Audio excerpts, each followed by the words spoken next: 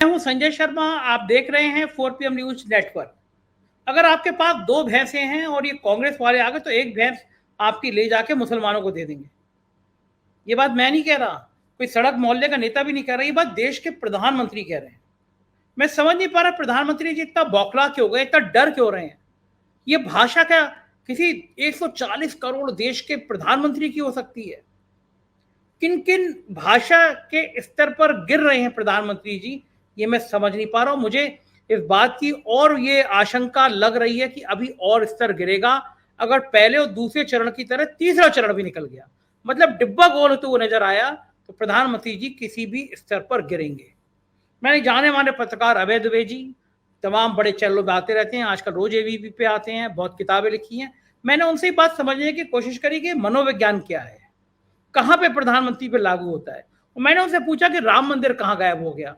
सुधीर चौधरी भली गरमा रहे हो, कल भी वो ब्लैक एंड व्हाइट में काशी का मंदिर और मथुरा का मंदिर और लव जिहाद और बफ फोर्ट खूब गर्म करने की कोशिश कर रहे हैं, क्योंकि उनके शुगर डैडी की स्थिति खराब है। लेकिन बाकी जगह तो कोई नजर नहीं आ रहा। तो देश की राजनीति पर हमने अभय दुबे जी से बात करी। सीधे ले चलता हूं अभय जी के पास। चैनल को ज्वाइन करना, सब्सक्राइब करना ना भूलिए। चलते हैं अभय जी से, बहुत शानदार इंटरव्यू है, बातचीत पूरी सुनिएगा। चलिए मिलते हैं अभय जी से। 4PM न्यूज नेटवर्क में स्वागत है अभय दुबे जी आपका। अगर आपके पास दो भैंसे हैं तो ये कांग्रेस के लोग एक भैंस मुसलमान को दे देंगे।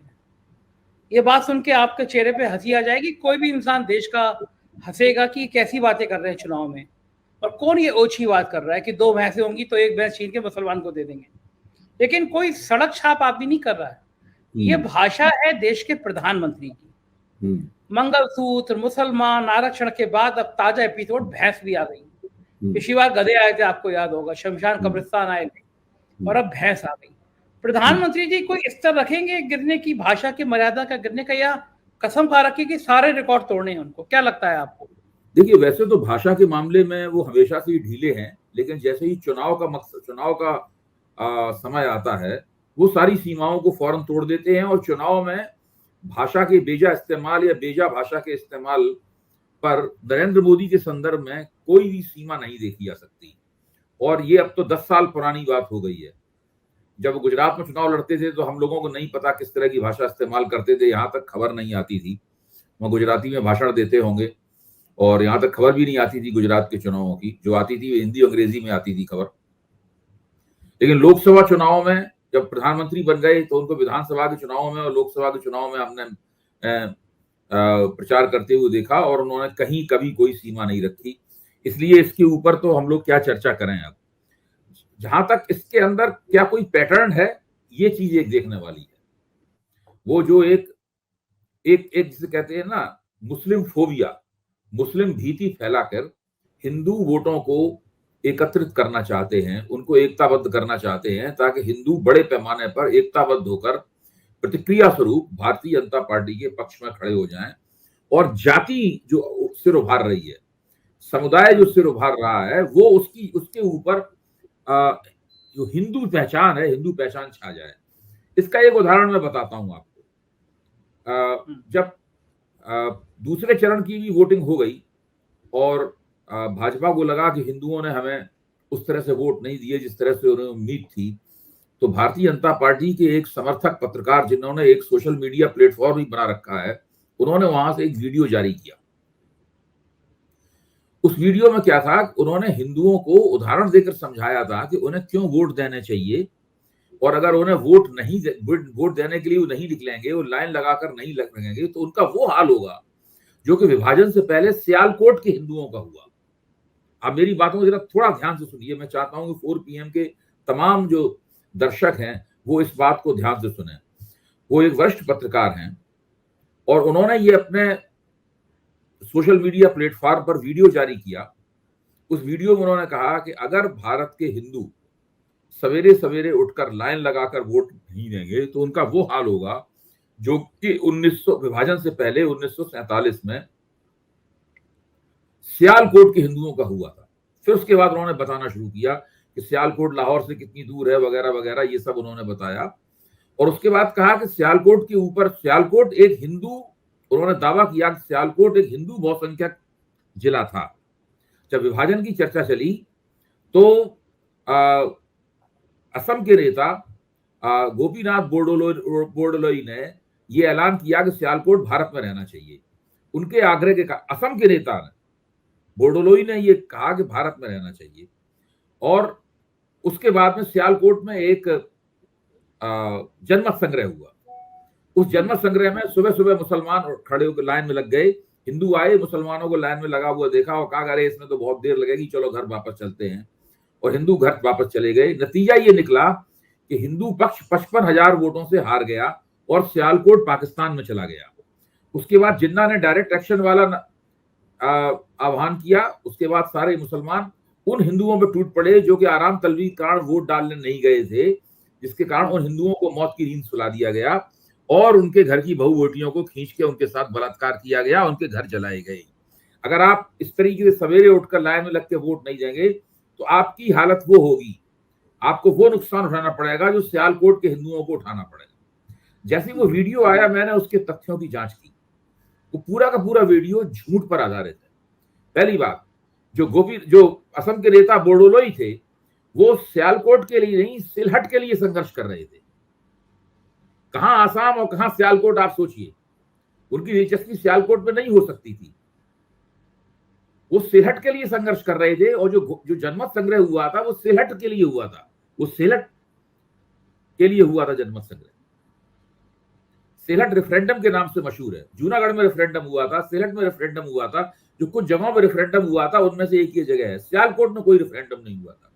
और 1941 की जनगणना के अनुसार सियालकोट में उस जमाने में जब भारत विभाजन हुआ तो 65% मुसलमान थे, केवल 19% वहां पे हिंदू थे।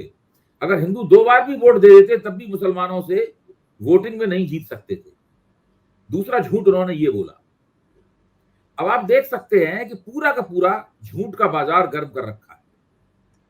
वीडियो निकाले जा रहे हैं ताकि हिंदुओं को भड़काया जा सके मुसलमानों के खिलाफ। पूरी कोशिश है कि मुसलमानों के डर से, यानी मुस्लिम भीति से, मुस्लिम फोबिया को फैलाया जाए और हिंदुओं के वोट प्राप्त किए जाएं। इस तरीके से पूरे चुनाव में एक सांप्रदायिक भावनाओं का इंजेक्शन लगाने की एक संगठित, नियोजित और बहुमुखी कोशिश हो रही है। कम से कम दूसरे दौर तक तो मुझे नहीं दिखाई पड़ता कि ये कोशिश कामयाब हुई है। अब मैं तीसरे दौर की प्रतीक्षा करूंगा, जो शायद 7 मई को तीसरा दौर है। तब देखना होगा कि क्या वास्तव में हिंदुओं का आचरण वही होता है जैसा कि नरेंद्र मोदी बनाना चाहते हैं। लेकिन ये जब तीसरा चरण आ रहा है और फिर उसके बाद चौथे चरण में अब चर्चा शुरू हो गई है अवध और पूर्वांचल में, राम मंदिर जो बना हुआ है, उस राम मंदिर कहीं चुनाव के फ्रेम में आया ही नहीं। ये माना जा रहा था कि राम मंदिर के सहारे चुनाव लड़ जाएगा, जो उन्माद पैदा हो रहा था।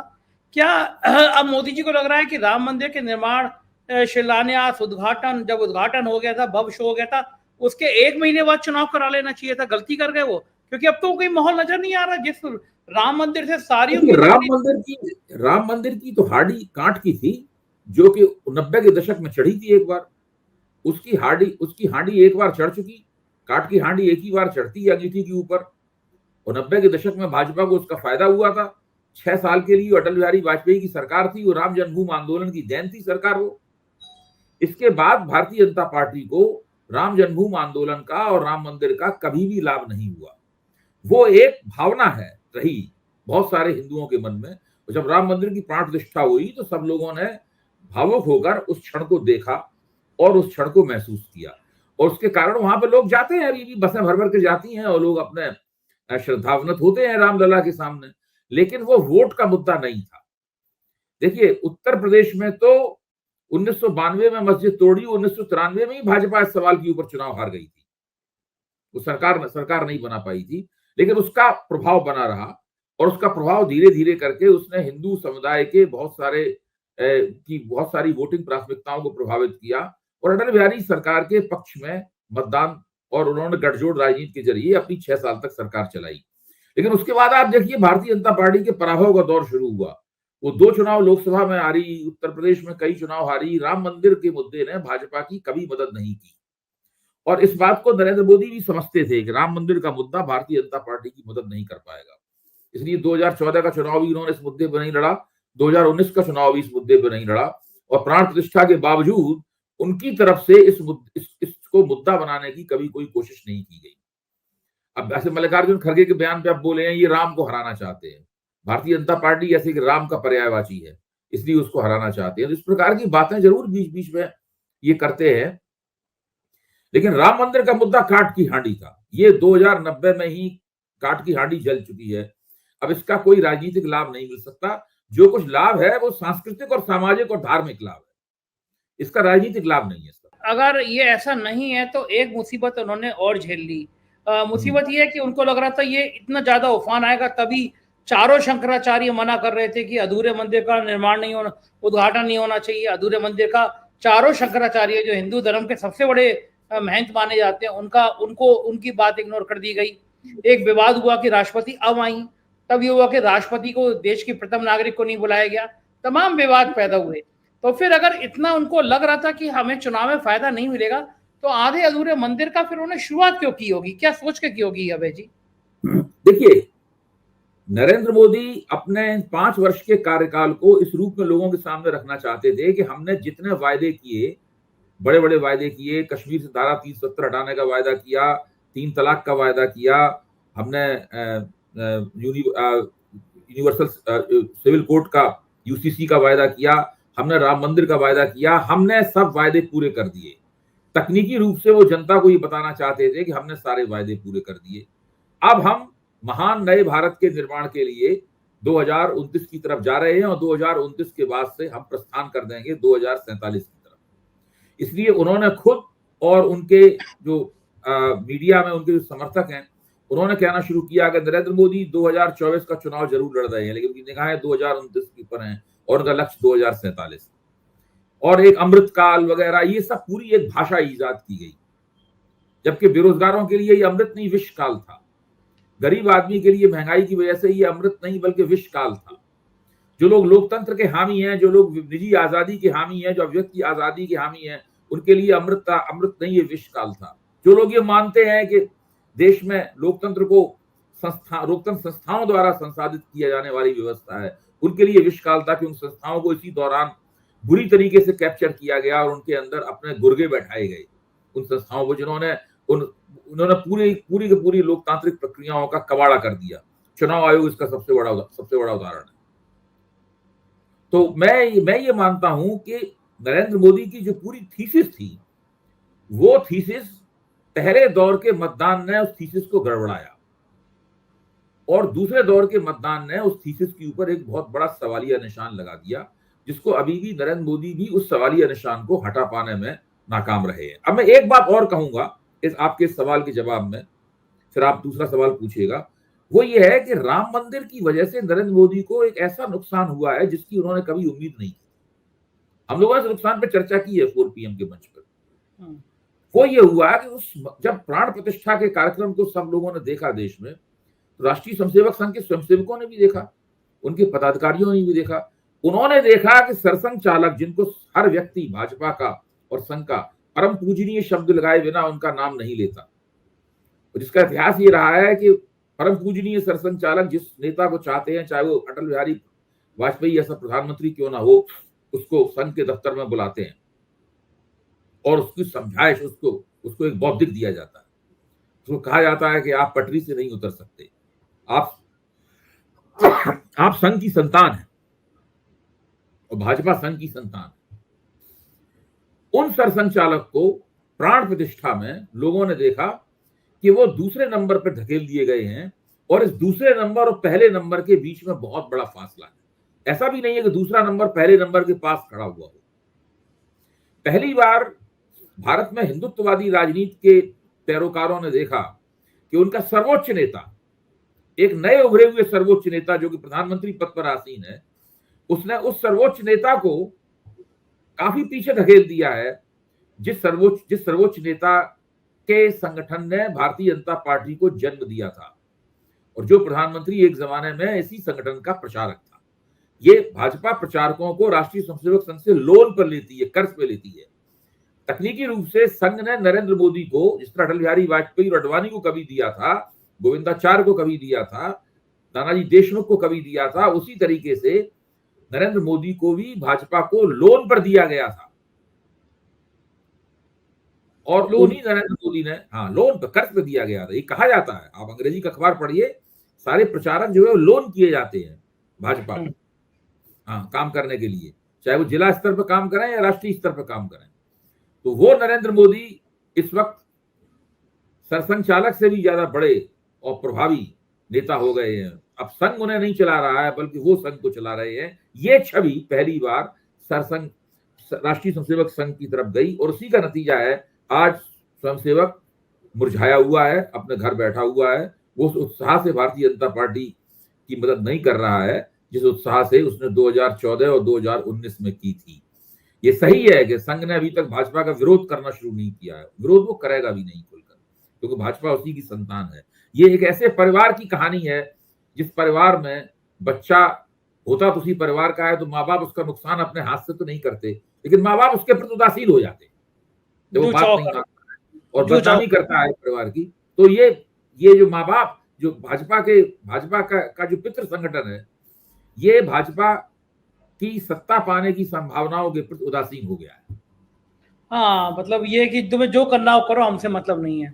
लेकिन मतलब नहीं है, हमारे पास फुर्सत नहीं है आपकी मदद करने की। भारतीय जनता पार्टी, लेकिन मुझे लगता है कि एक तरह से जनता को मूड समझती है। आज जब कोविडशील्ड वैक्सीन को लेके हंगामा हुआ कि भाई इन्होंने करोड़ों रुपए डोनेशन लिए और कोविडशील्ड के साइड इफेक्ट्स, लोग गिर जा रहे हैं, जिम कर रहे हैं, गिर के मर जा रहे हैं। आज भी एक नमाज पढ़ रहा था व्यक्ति मर गया, डांस कर रहे हैं, मर जा रहे हैं। तो पता चला कि कोविडशील्ड जो लगवाई गई थी उससे हार्ट अटैक होने का डर है।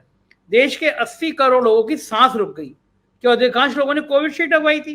प्रधानमंत्री बढ़िया आदमी निकले, उन्होंने कोवैक्सीन लगवाई थी। उन्हें पता था कि शायद कि कोविडशील्ड का नतीजा क्या होगा, खुद नहीं लगवाई। लेकिन तो हाँ, तो मैंने भी कोवैक्सीन लगवाई थी। मुझे लगा हमारा देश का प्रधानमंत्री जो लगा रहा है वही सेफ होगी, उसी लाइन पे चलो, क्योंकि जान तो सभी को प्यारी होती है। आज मजेदार ये किस्सा ये हुआ कि हम जब अब तक वैक्सीन के सर्टिफिकेट निकालते थे तो प्रधानमंत्री जी की दाढ़ी वाली फोटो या दूसरी फोटो नजर आ जाती थी। वो एक मेरी मित्र क्या मतलब एयर फ्लाइट में दोस्त बनी, वो लंदन में थी, IIT और IIM करके वहां पे जॉब कर रही थी। तो बात करते हुए हम लोग आए बंबई से लखनऊ तक, तो मैंने उससे पूछा कि क्या चल रहा है, सारी बात करने लगी। फिर हंस के एक किस्सा बताने लगी, बोली मेरे ससुर अमेरिका में गए, तो उसने जब वैक्सीन सर्टिफिकेट दिखाया तो उन्होंने देखा कि दाढ़ी वाली फोटो तो आपसे मैच नहीं कर रही है। तो उसने कहा कि नहीं, मैंने कहा कि ये मेरी नहीं है, मेरे देश के प्राइम मिनिस्टर की है। उसने पूछा नाम क्या है, नरेंद्र मोदी। उसने नेट पे चेक की, जानता नहीं था वो जो वहां पे इमिग्रेशन पे होगा।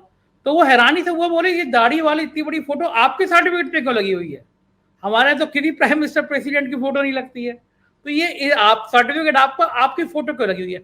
तो वो तो खैर खाद की बोरी हो, कोई भी चीज हो, उस पर प्रधानमंत्री की फोटो लगती है। लेकिन अब जैसे ये मसला उछला और लोगों ने देखना शुरू किया कि भाई कौन सी वैक्सीन लगी है, हम जरा चेक तो कर ले, लोग भूल जाते हैं। तो जैसे ही सर्टिफिकेट देखा उसमें प्रधानमंत्री की फोटो, तो आदमी के मन में आता है कि साला मेरे को हार्ट अटैक होने जा रहा है, ये फोटो इन्होंने लगवाई थी। तो प्राइम मिनिस्टर की आज फोटो गायब हो गई। मेरे हैदर वकील राव, उनका फोन आया कि संजय हमारे सर्टिफिकेट पे तो प्राइवेसी फोटो नहीं दिख रही, तुम देखना। हमने चेक किया तो हमारे यहाँ भी। तो अब बीजेपी ने सफाई दी कि साहब चुनाव आचार संहिता लगी हुई है, इसलिए प्राइम मिनिस्टर की फोटो नहीं होनी चाहिए, हटा दी। अखिलेश यादव ने ट्वीट किया कि 2022 का विधानसभा चुनाव, उसके बाद देश में इतने चुनाव कई कई जगह हो गए, तो तब तो हटाई नहीं गई, तो क्या वो सब चुनाव इनवैलिड हो गए? तो अब क्यों हटाई गई? तो क्या ये लोग प्रधानमंत्री जी और बाकी बीजेपी क्या अब मूड समझते हैं कि अब आपको अगर वैक्सीन से फोटो डाल रहे हो तो अब तो प्रूफ हो रहा है इस वजह से डाल रहे हो? तो क्या लगता है इसके साइड इफेक्ट्स क्या होंगे? इसके साइड इफेक्ट तो हो चुके हैं पहले से ही।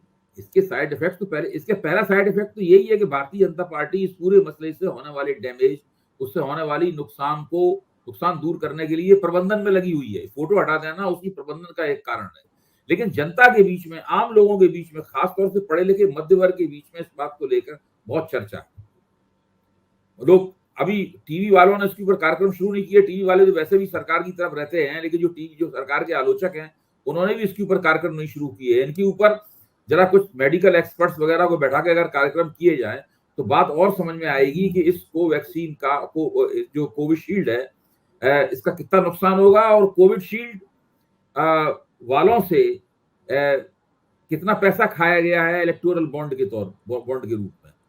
ये भी तो एक हकीकत है। असली तो वही हकीकत। कोविशील्ड से जो अंदेशा है हार्ट अटैक का, उसका रिश्ता जो इलेक्टोरल बॉन्ड के जरिए जो भाजपा के खजाने में रुपया पहुंचा है, उससे भी तो है उसका रिश्ता। तो ये बात 52 इतनी करोड़, आसान नहीं 52 करोड़ रुपए की बात सामने आ रही है, 52 करोड़। है। जी जी जी जी। क्या फोटो उठाने से काम चल जाएगा? अब देखिए चुनाव चल रहा है, अब जो कुछ कर पाएंगे बेचारे कर रहे हैं। आप उनकी आलोचना करते हैं, ये आपकी गलती है। तो वो तो कर ही रहे हैं, अपने प्रधानमंत्री को बचा रहे हैं किसी तरीके से। लेकिन मैं आलोचना करता हूं तो कुछ लोग बराबर भी कर देते हैं। आप कह रहे हैं कि राम मंदिर का मुद्दा, वो बाकी मुद्दे चढ़ नहीं रहे, लेकिन कल मैं ब्लैक एंड व्हाइट देख रहा था सुधीर चौधरी जी का, वो काशी भी दिखा रहे थे, वो मथुरा भी दिखा रहे थे, वो मंदिर भी दिखा रहे थे, वो बग फोर्ट भी दिखा रहे थे। मतलब जितनी बीजेपी ब्रांडिंग नहीं कर रही है मथुरा काशी की, राम मंदिर की, उतने सुधीर चौधरी आज तक बैठ के कर रहे हैं। तो मतलब अभी भी वो गर्म करने के लिए कि माहौल गर्म कैसे हो जाए, माहौल में गर्मी कैसे आ जाए, अभी भी वो प्लान किए जा रहे हैं। तो ये जो मेन स्ट्रीम मीडिया है अभय जी, जो ये अभी भी गर्मी पैदा करने की कोशिश कर रही है, क्या ये कामयाब हो पाएगी, परवान चढ़ पाएगी? कि आपको क्या लगता है इसके नतीजे क्या होंगे? इसमें आपने सवाल बहुत दिलचस्प उठाया है। हम लोगों को इस मसले पर निगाह भी रखनी होगी खासतौर से, क्योंकि बीच में जब प्रधानमंत्री ने कांग्रेस के घोषणा पत्र को मुस्लिम लीगी घोषणा पत्र कहा था, और वो उनका मंगलसूत्र कांड हुआ कि वहां से लोगों से, हिंदुओं से सोना छीन लिया जाएगा, आदिवासियों से चांदी छीन ली जाएगी, उस वक्त गोदी मीडिया के कुछ पत्रकारों ने, जिनमें से एक का नाम अभी लिया, एक महिला पत्रकार भी हैं, इन सब लोगों ने कुछ ऐसी बातें कही थी जो कि प्रधानमंत्री के प्रति आलोचना भाव से भरी हुई, और वो कांग्रेस के घोषणा पत्र के पक्ष में जाती है। लोगों ने पूछा था कि भाई ये चीज घोषणा पत्र में कहाँ है, तो घोषणा पत्र में वो चीज थी नहीं उसमें। तो मैंने देखा है कि ये लोग थोड़ा चुनाव के नतीजे को लेकर दुविधा में फंस गए। तो कभी कभी बीच में ये ऐसा रुख भी अपना रहे हैं। फिर इन्हें याद आता होगा अरे नहीं उन्हें तो भाजपा को समर्थन करना है, तो फिर वो फिर राम जन्मभूमि वगैरह दिखाने लगते हैं। तो कुछ इस तरह का मामला आजकल ज्यादा चल रहा है। मुझे लगता है कि देश के मतदाताओं नेताओं से ज्यादा परेशान तो ये गोदी मीडिया है।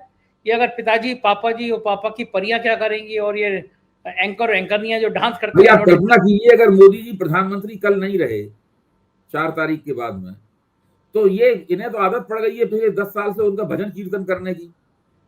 फिर इन्हें नए देवता की तलाश करनी पड़ेगी कि भाई कोई दूसरा देवता है उसके भजन कीर्तन हम करें। तो ये इनके लिए तो बहुत मुश्किल हो जाएगा। मैं तो ये सवाल पूछने वाला हूँ कि भाई प्रधानमंत्री तो नहीं रहे, तो अब आप भजन कीर्तन किसका करेंगे? लेकिन लोग कहते हैं कि ये बड़े एक्सपर्ट होंगे, ये तुरंत नए डैडी, शुगर डैडी ढूंढ लेंगे अपने। ये ना वो तो कर लेंगे, देखिए वो कर लेंगे, लेकिन अभी थोड़ा शुरू में थोड़ा अचकचाए रहेंगे, परेशान रहेंगे शुरू में कि क्या हुआ। फिर बाद में फिर तो जब जो सरकार बनेगी नई, उस सरकार के खैरख्वाह बन जाएंगे। जब बात नैतिकता की हो रही है तो एक नैतिकता का सवाल और है अभय जी। ब्रजभूषण सिंह का टिकट काट दिया गया, पहली लाइन ये है। दूसरी लाइन ये है कि ब्रजभूषण सिंह के बेटे को टिकट दे दिया गया। तो जब एक रविन्द्रनाथ आप भागे हुए हैं इतने यौन शोषण के आरोप में, तो यौन शोषण के आरोपी को बेटे को टिकट देना भारतीय जनता पार्टी की कौन सी नैतिकता की निशानी है? देखिए एक चीज है विनेबिलिटी, ये अंग्रेजी का शब्द अब नहीं है, विनेबिलिटी हिंदी का शब्द है। इस तरह लेफ्ट राइट ये सब हिंदी का शब्द है ना, उसी तरीके से विनेबिलिटी भी हिंदी का शब्द है। लोग जब विनेबिलिटी शब्द यूज करते हैं राजनीति के संदर्भ में, तो ये नहीं सोच के यूज करते कि वो अंग्रेजी बोल रहे हैं।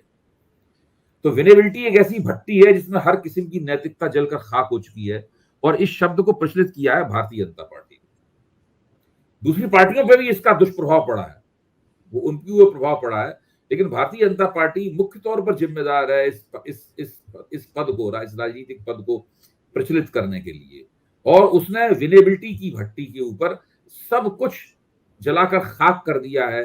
जिन लोगों को भ्रष्टाचारी कहती है, उन लोगों को पार्टी में क्यों लाती है, तुरंत टिकट क्यों देती है, इसके पीछे भी विनेबिलिटी का आइडिया है। भाई आप सोचिए कि जो जिंदल को टिकट क्यों दिया गया, इस तरह के लोगों को टिकट क्यों दिया जाता है, लोगों को बड़े बड़े पदों में क्यों बैठाया जाता है, इसके पीछे वही विचार है कि किसी तरीके से सत्ता अपने हाथ में रखो, और इसी तरीके से हमारे यहाँ लोग जीतते रहे कहीं से भी आए। कहा तो यह था कि संघ भी इस बात से बहुत नाराज है कि जो बीजेपी की उसने कल्पना करी थी, जो आइडियोलॉजी बनाई थी बीजेपी की, वो सब भ्रष्टाचारियों के आने से खराब हो गई। लेकिन इसका कोई निदान तो मुझे लगता नहीं कि बीजेपी के आला मोदी जी कुछ समझ पाएंगे। इसका निदान तभी होगा जब मोदी जी चुनाव की ढलान के ऊपर फिसलेंगे।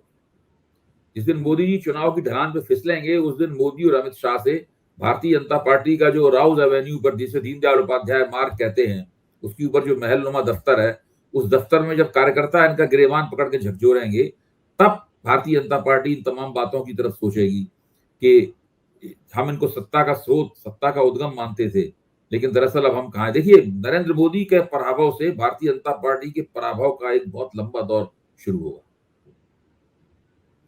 और वो दौर कब खत्म होगा कोई आज नहीं कह सकता, क्योंकि जिस तरह की पार्टी इन्होंने बना दी है, उस पार्टी को सचेत होने में, दोबारा आंदोलित होने में, दोबारा अपने आदर्शों पर खरे उतरने में, भ्रष्टाचार से अपने आप को मुक्त करने में बहुत समय लगने वाला है। बिल्कुल ठीक बात है, और देखना होगा कि बीजेपी उभरेगी नहीं उभरेगी, लेकिन आपने बहुत अच्छा समय दिया। बहुत बहुत शुक्रिया अभय जी इस बातचीत के लिए। तो ये थे अभय द्विवेदी जी, आपने सुना क्या कह रहे थे, और जाहिर है कि ये बड़ी बात है, क्योंकि अभी ये सब बातें सोचना कहना थोड़ा मुश्किल है इस दौर में। कैसी लगी बातचीत बताइएगा जरूर, चैनल को ज्वाइन कीजिएगा, सब्सक्राइब करिएगा। शुक्रिया, थैंक यू।